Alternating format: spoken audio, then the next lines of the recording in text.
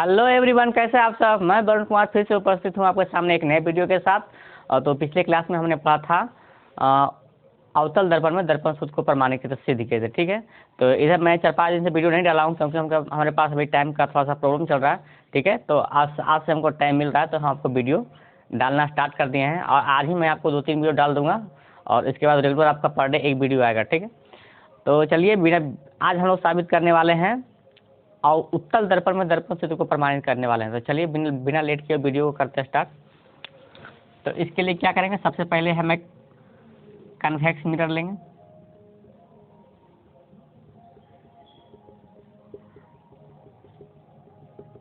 ये आपका convex mirror हो गया, ये हो गया प्रधान अक्ष, ये आपका हो गया ध्रुव, इसका हो गया फोकस और ये हो गया वक्रता केंद्र।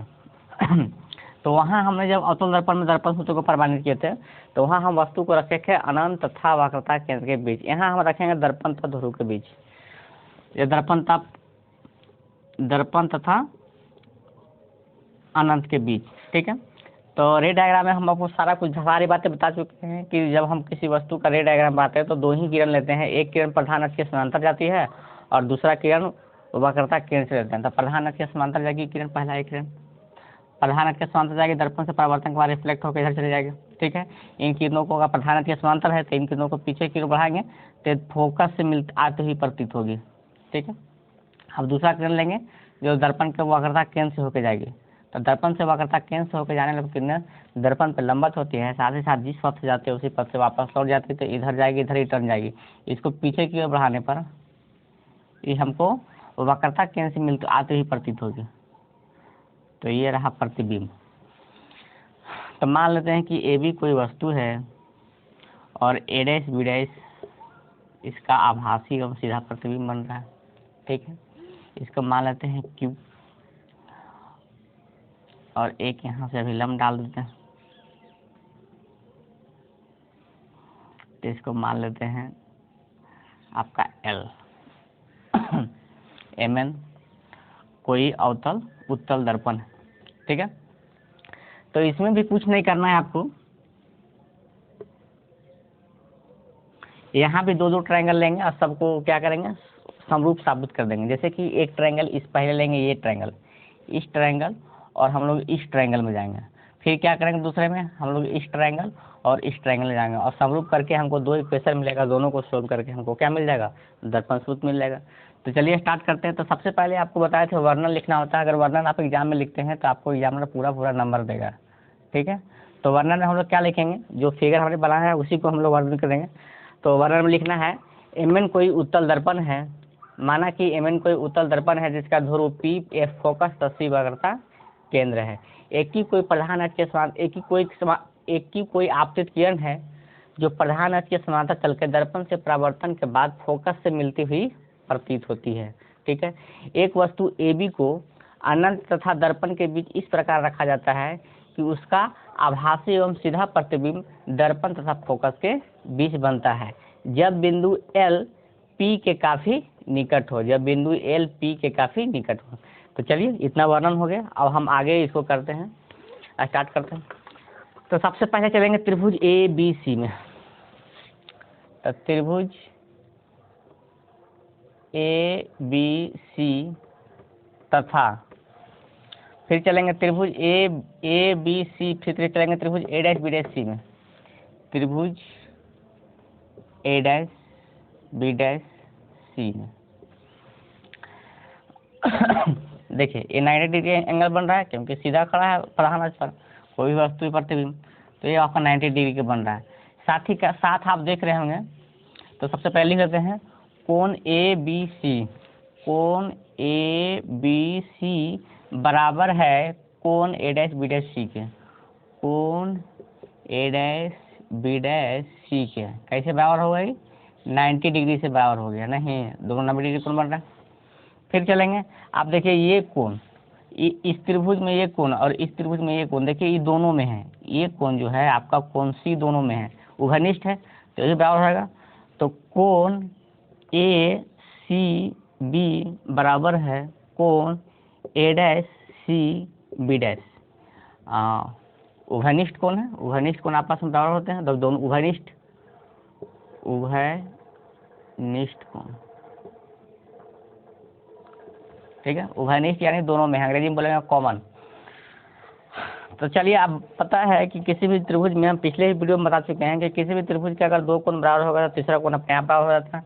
तो ये कोण आपका ऑटोमेटिक बराबर हो जाएगा, ये वाला एंगल इसके ऑटोमेटिक बराबर होगा, इसलिए कोण BAC बराबर हो जाएगा कोण B'AC। ये सब सारी बातें हम पिछले वीडियो में बता चुके हैं, वहाँ जाकर देख सकते हैं, ठीक है। तो जब किसी दो त्रिभुज के तीनों कोण आपस में बराबर हो जाएगा तो आपस में क्या होते हैं, समरूप होते हैं। तो इसलिए त्रिभुज ABC समरूप है, त्रिभुज ABC समरूप है त्रिभुज A'B'C की। अब जब दो त्रिभुज आपस में समरूप होती है तो उसकी संगत भुजाएं आपस में समानुपाती होती है। तो इसका संग पहले ले रहे हैं, इस बड़े त्रिभुज में इस भुजा को ले रहे हैं, इसलिए AB बटा AB, छोटा त्रिभुज में इसके AB का संगत भुजा कौन सा होगा, A'। उसी प्रकार चलेंगे, फिर अब लेंगे हम इसका BC, बड़ा त्रिभुज में ले रहे हैं BC, तब BC का संगत भुजा उसमें क्या होगा, B'C। ये आपका हो गया इक्वेशन फर्स्ट। जल्दी से वीडियो पॉज करके आप सारा कुछ उतार लीजिए। अब हम लोग चलने वाले हैं त्रिभुज QLF तथा A'B'F में। तो इस दो त्रिभुज को सोल्व करके हमें एक इक्वेशन मिला।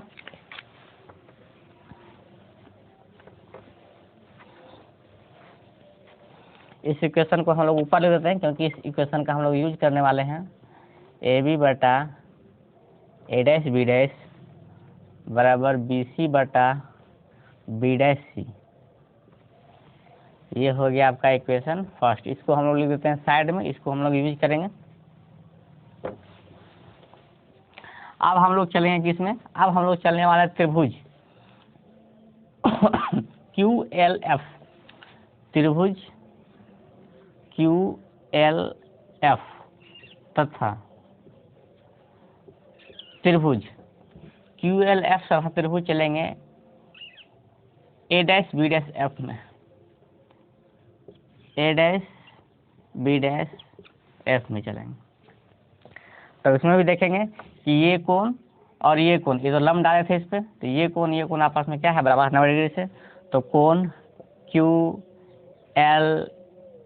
QLF बराबर है कोण A'-B'-F के। किससे कैसे बराबर हो गई, ये 90 डिग्री से आपका बराबर हो गया। नहीं, अब हम लोग चलेंगे इस त्रिभुज में और इस त्रिभुज में। ये कोण देखिए आपका कॉमन है, यानी एक कोण दोनों में है। ये वाला कोण आपका इस त्रिभुज में भी है और इस त्रिभुज में है। तो फिर लिखेंगे कोण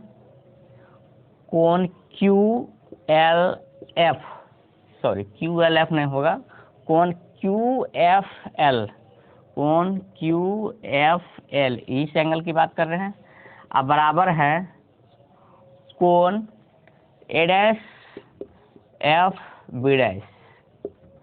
ये क्या है, उभयनिष्ठ है, जिसके चलते उभयनिष्ठ यानी दोनों में है, जिसके कारण क्या है, ये बराबर है, उभयनिष्ठ कोण है।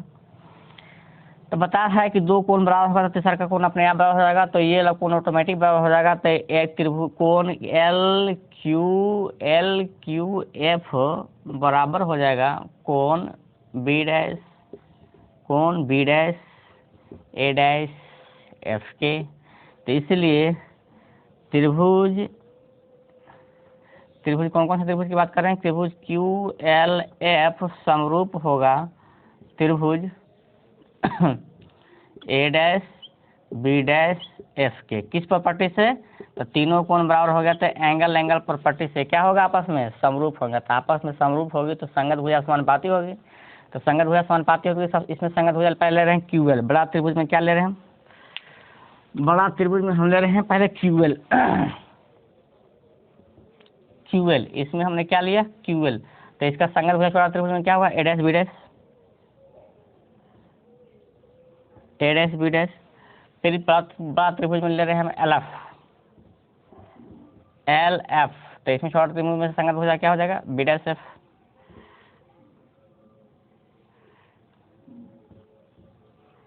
बी डैश एफ, ये आपका बी डैश है, बी डैश एफ, ठीक है। ये हो गया इक्वेशन सेकेंड। चलिए वीडियो पॉज करके सारा कुछ उतार लीजिए।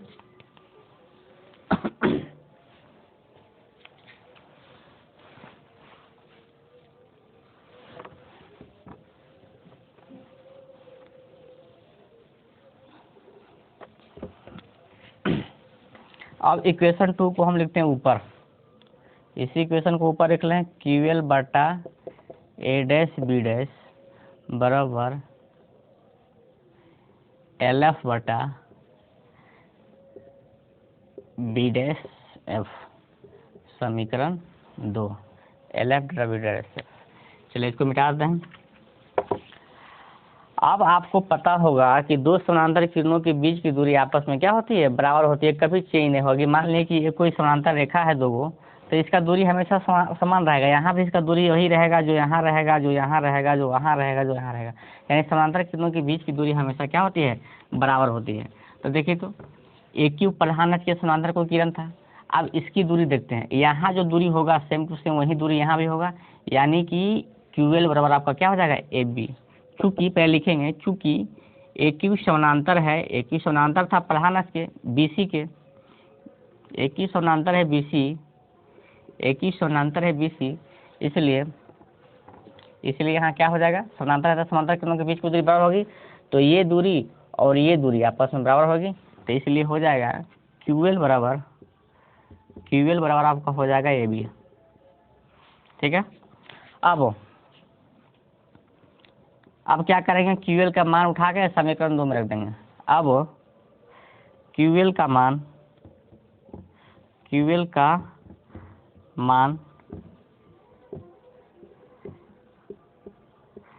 समीकरण 2 में रखने पर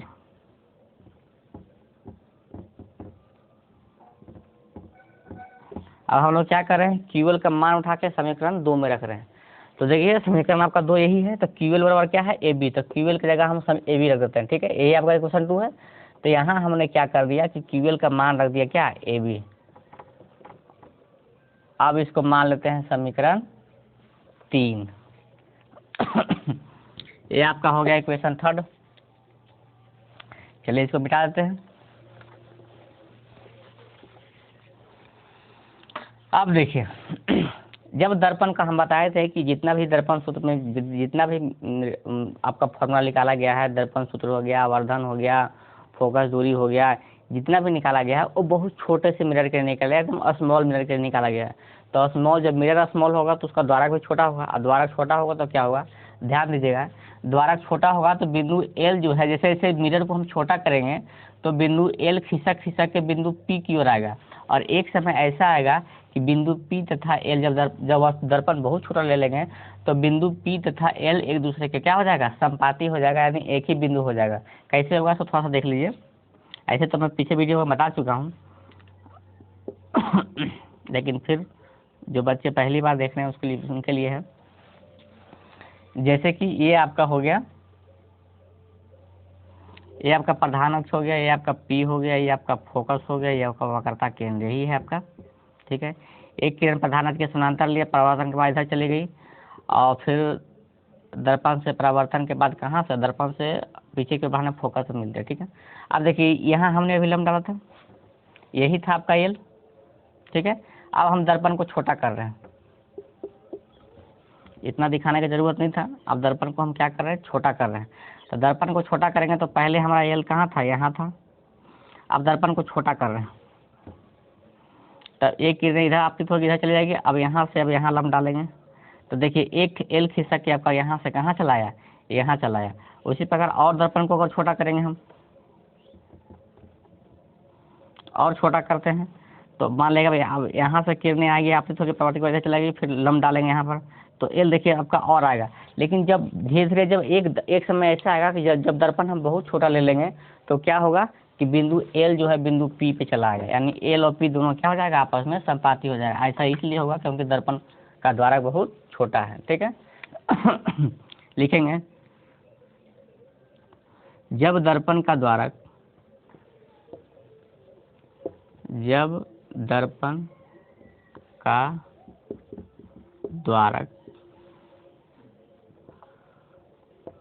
बहुत छोटा हो, जब दर्पण का द्वारक बहुत छोटा हो तो क्या हो जाएगा आपका, दर्पण का द्वारक जब बहुत छोटा हो जाएगा तो आपका क्या होगा, ये जो एल एफ देख रहे हैं, एल एफ ई तो एल खिसक के पी पे चलाएगा, तो एल एफ आपका हो जाएगा पी एफ के बराबर, इसलिए एल एफ बराबर हो जाएगा क्या आपका पी एफ, एल एफ बराबर आपका पी एफ, क्योंकि एल बिंदु तो यहाँ चला आया तो इसलिए पी एफ बराबर एल एफ हो जाएगा, एल एफ। अब एल एफ का मान समीकरण 3 में रखने पर, समीकरण 3 में रखने पर, अब जो आपका एल एफ का मान आया है, एल एफ का मान हम उठा के कहाँ रख देंगे, समीकरण 3 में रख देंगे, तो समीकरण 3 में रख देते हैं।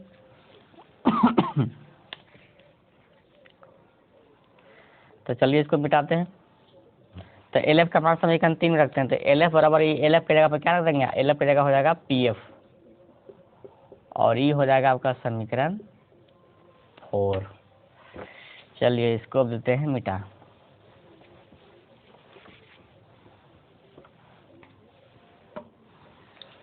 अब कुछ नहीं करना है, बस आप सबका मान रख देना है, ठीक है। अब देखिए ये आपका ए बी हो गया। अब देखिए समीकरण 3 तथा 4 से चलेंगे, समीकरण 1 तथा 4 से। अब समीकरण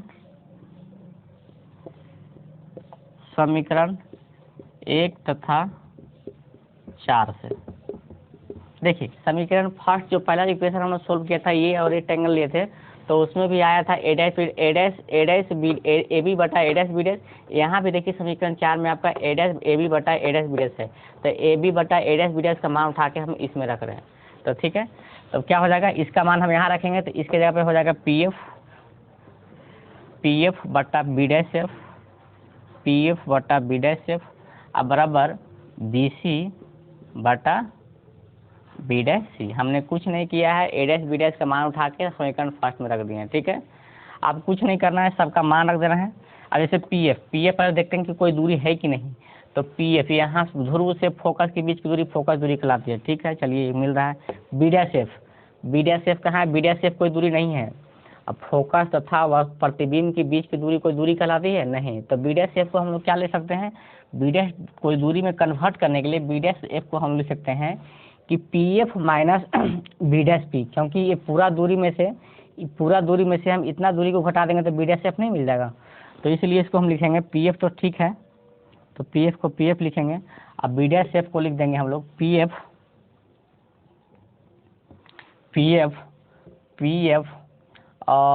F minus B dash P, P F minus B dash P. चलिए ठीक है।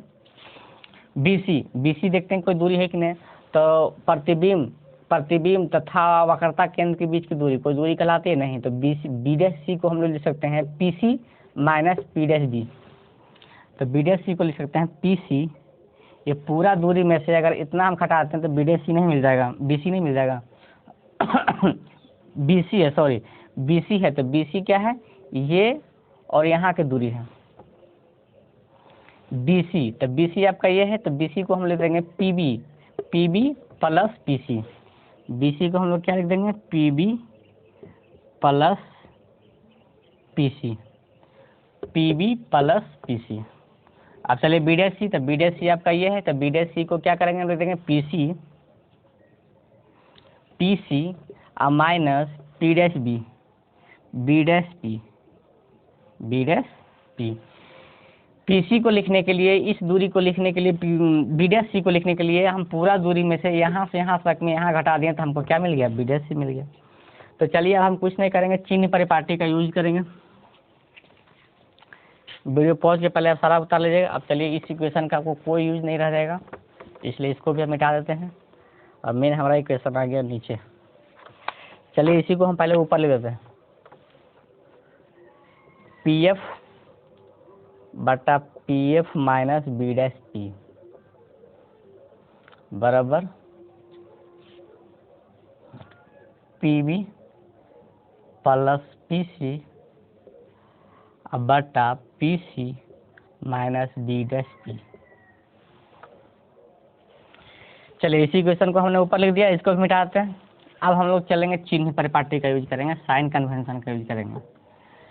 अब फ्रॉम साइन कन्वेंशन हिंदी में लिख लीजिएगा चिन्ह परिपाटी से, फ्रॉम साइन कन्वेंशन चिन्ह परिपाटी का यूज करेंगे।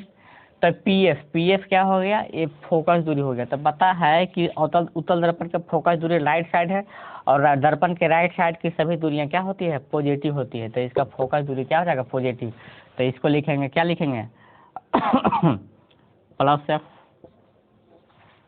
चलिए फिर यहाँ आपका पी एफ, इसमें भी देखिए पी एफ फोकस दूरी है, तो भी प्लस एफ हो जाएगा, ठीक है। माइनस आपका बी डैश पी क्या है, ध्यान देंगे बी डैश पी प्रतिबिंब की दूरी है। तो प्रतिबिंब दूरी भी राइट साइड में है, तो प्रतिबिंब दूरी भी क्या होती है, पॉजिटिव होती है। तो ये आपका हो जाएगा भी, प्लस में लिख देते हैं, ठीक है। पी बी क्या है, पी और बी एक प्रतिबिंब की दूरी है। पी बी क्या है आपका, प्रतिबिंब की दूरी है। B dash P B P,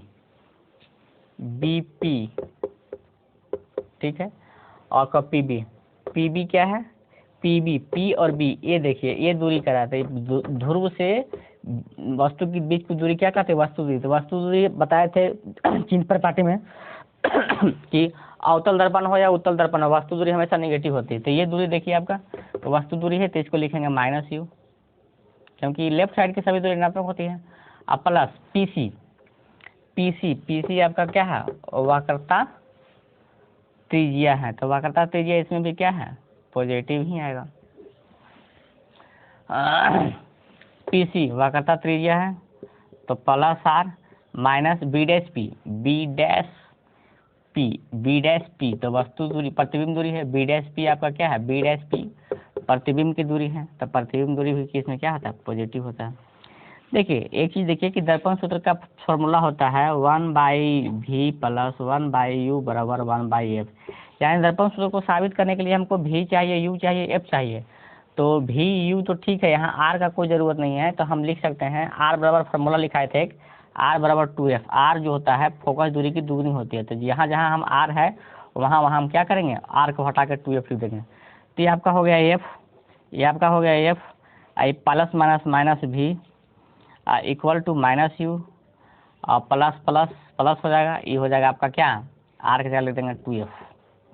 उसी प्रकार यहाँ हो जाएगा आपका 2f और प्लस माइनस माइनस भी। अब कुछ नहीं करना है, बस इक्वेशन सोल्व करना है, आपका दर्पण सूत्र आ जाएगा। तो चलिए वीडियो पॉज करके आप लोग सारा कुछ पहले उतार लीजिए।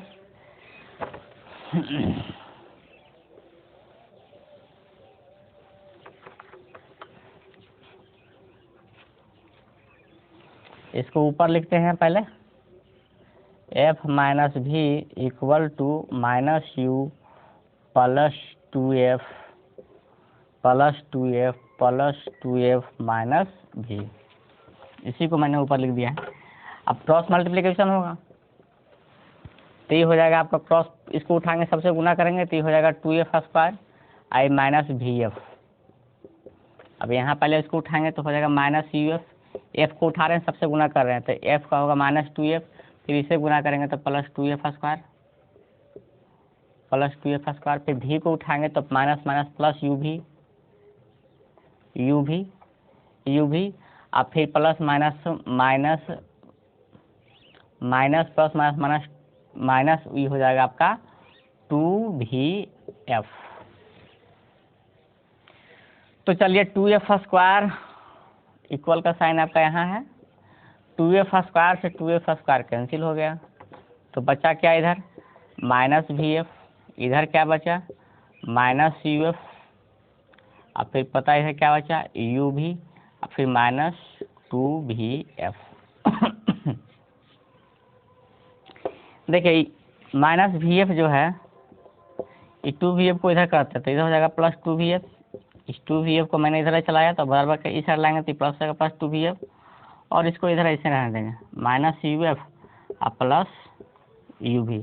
तो 2VF में से एक VF चला जाएगा तो बचेगा सिर्फ VF equal to minus UF plus UV। ये आपका फाइनल इक्वेशन आ गया। कुछ नहीं, अब इक्वेशन सोल्व करना है, जल्दी से वीडियो पॉज कीजिए, सारा का सारा आप उतार लीजिए, ठीक है। चलिए इसको मिटाते हैं क्योंकि इसको हम ऊपर लिखेंगे।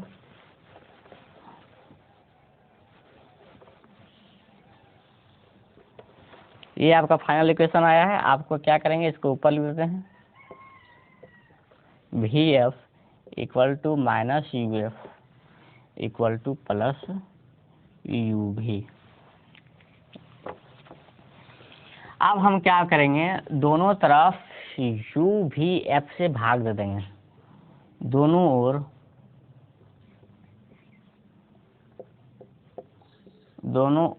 UVF से भाग करने, दोनों ओर अपने मन से UVF से भाग दे देंगे तो ये आपका VF हो गया। यहाँ भी UVF से भाग दे देंगे, ये आपका माइनस UF है। यहाँ भी UVF से भाग दे देंगे, प्लस UV है। यहाँ भी आपका UVF से भाग दे देंगे। तो ध्यान दीजिएगा, VF से VF कैंसिल हो गया, UF से UF कैंसिल हो गया, और UV से UV कट गया। इधर क्या बचा, इधर बचा 1/U, इधर बचा -1/V, और इधर बचा +1/F। देखिए माइनस UV को इधर ले चलाते हैं तो हो गया UV, इसलिए हो जाएगा आपका क्या U1/UV, इधर माइनस में तो आपका हो जाएगा प्लस में, अब बराबर 1/F। यही तो आपका मिरर फार्मूला था, यही आपका हो गया प्रूव्ड, ठीक है। तो थोड़ा सा बड़ा है लेकिन थोड़ा टफ नहीं है, बस यही ध्यान देना है। इसमें मेन एक ही समझने वाला क्या है, थोड़ा सा आपको चिन्ह परिपाटी का नॉलेज होना चाहिए और एक समरूप त्रिभुज का नॉलेज होना चाहिए, जो कि समरूप त्रिभुज और सर्वांगासम पर एक वीडियो मैंने बनाया है, जो आप अगर जाते हैं तो आपको पिछले वीडियो में सारा थंबनेल में ही पता चल जाएगा, उसमें लिखा हुआ है सर्वांगासम तथा समरूप त्रिभुज। तो पहले एक समरूप त्रिभुज इसमें समझना है, और दूसरा आपका हो गया कि एक मेन यहाँ है कि जब दर्पण का द्वारक बहुत छोटा हो तो बिंदु L जो है खिसक के कहाँ चला आएगा, P पे है, ठीक है। बाकी तो कुछ नहीं है, समरूप त्रिभुज और इसका नॉलेज है तो आप आसानी से इसको कर लेंगे। बड़ा देखने में लगता है, ऐसे कुछ है नहीं, ठीक है। तो चलिए, आपको यही था, उत्तल दर्पण में दर्पण शून्य को प्रमाणित कर दिया।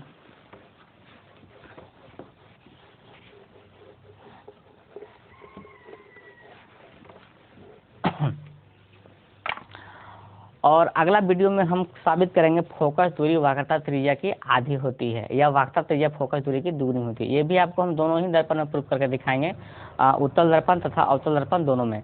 तो चलिए आज के लिए इतना ही, कल फिर मिलते हैं एक नए वीडियो के साथ, तब तक के लिए बाय बाय।